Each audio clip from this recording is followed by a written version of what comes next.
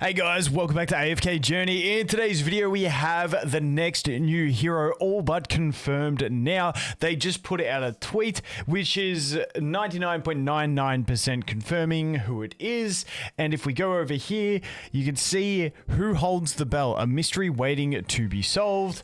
And if you recognize this one, I think it was still the last video I uploaded about a day ago, was talking about our last chance to get Mikola. I thought she was going to be a great one to finish off the season. I'm not a massive, she's not my favorite design, but I know there's a lot of people who love this character, so they are finally going for her to cap off the Mauler season with one of the Maulers that was most, requested as a playable character. So we are going to be getting a Mikola as the final hero in the banner. Once again, you can tell by the toothpick she's carrying. I didn't know whether it was a dagger or a toothpick. It turns out it's actually just a bell. So I got that completely wrong. To me, if that's a bell, she's gonna be a support.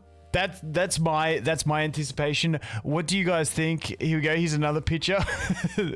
What I like she's got too much luggage on her. She's a support. 100% she's a support. That's my anticipation. You guys let me know, but you ain't going into melee combat with that stuff on your hips. Possibly a mage, and that's the bell is actually a wand.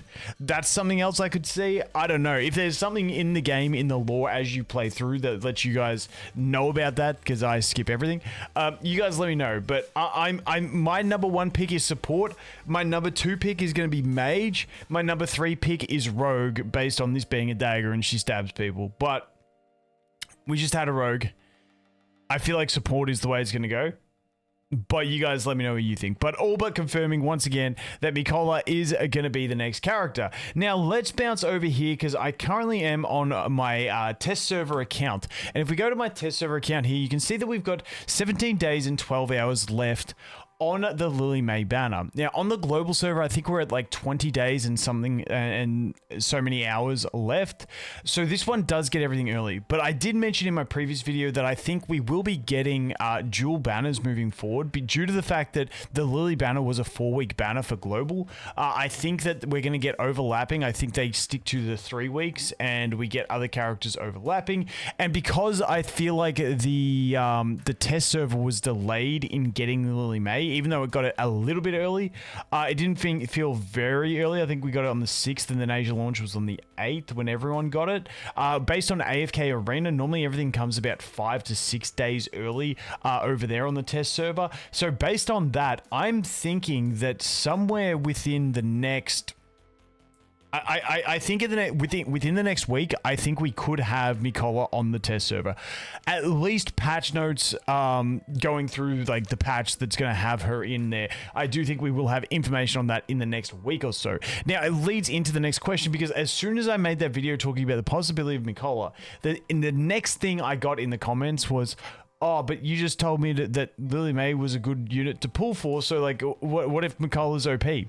This is something in this game that you guys just have to fully accept, that no matter when you summon for a hero, you've got to accept the fact that the next one might be more overpowered, and that's just always the way it is. And that's the thing that I really don't like about the systems in this game, is you can't summon for one hero and then just be like, oh, maybe I'll luckily get good, hit the chance and get the next hero.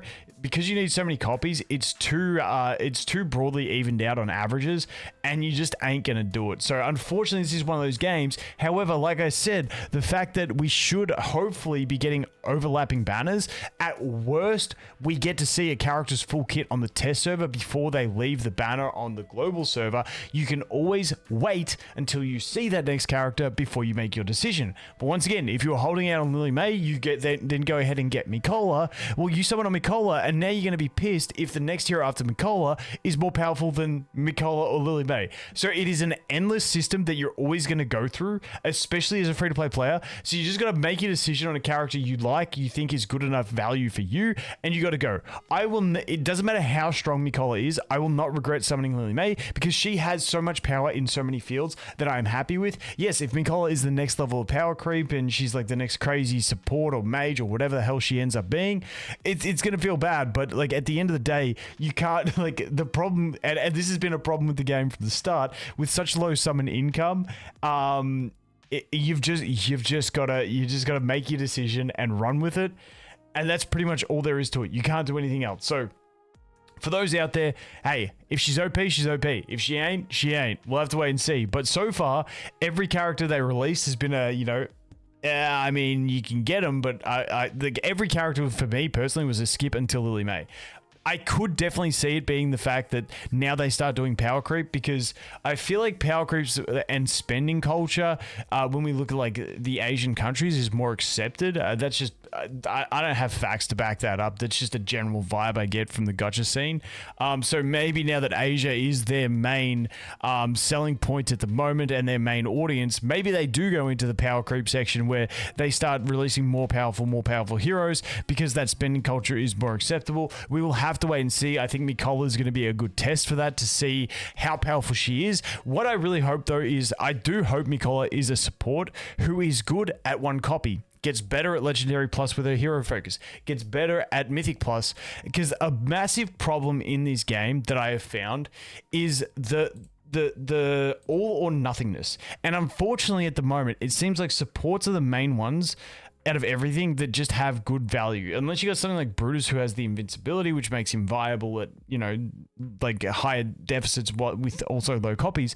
But it feels like only like supports are really viable at low ascension, because DPS and tanks in general, I mean, Antarctica is honestly pretty tanky that she does work at low ascension, but in general, your DPS, they just can't keep up. And so it feels like with some supports, you do get like maybe 60% viability at Legendary Plus, 80% viability at Mythic Plus, and then 100%, or it might even go up to 90%. You know what I mean? It just feels like the percentage of viability of a character for a DPS before they get to Mythic Plus at least is just 0. And then it gets a big spike at Mythic Plus, and then obviously gets a bigger spike at Supreme Plus. But the problem is, like, I feel like they need to find a way to smooth out the progression of characters' power relevance throughout the copies that you get, because the problem I find in the game at the moment is you either get that character to Mythic Plus minimum, which allows you to get them to Supreme with Acorns,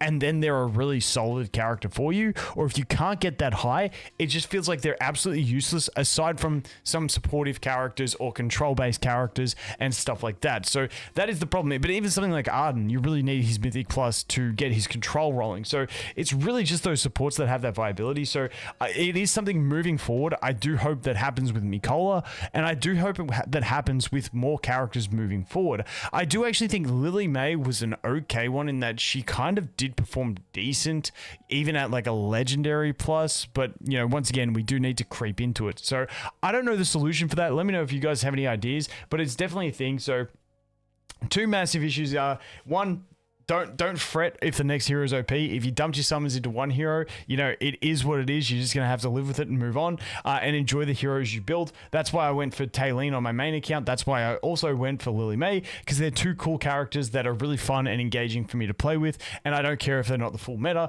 And that's where, if the meta is something that you're not enjoying, play something different. Yes, it does suck with leaderboards being so important, but if you can still perform decently, then go nuts. Over here on my tester, I'm getting absolutely destroyed. Rank 77, dude. I have not been able to keep up with this account as much with the grinding as I did with my first account. So we're just trying to keep top 100 at the moment and see how we go on this one. Actually, building up the Lily May on this account has been pretty huge for it, because if we go over to my AFK stage, which I haven't pushed in 2 days, so I'm pretty bad. We're 142 over there, but Lily May holding us up in the bosses. But once again, we do have Mikola confirmed. We'll have to wait and see. Let me know, do you guys want her to be OP, or do you want her to be bad, or do you want her just to be a support who's good at one copy so we can all be happy and get a copy and at least get some use out of her? Let me know what you guys think. But anyway, that is going to be it for this one. As always, thanks for watching. Hope you have an awesome day, and I look forward to seeing the next one. Cheers.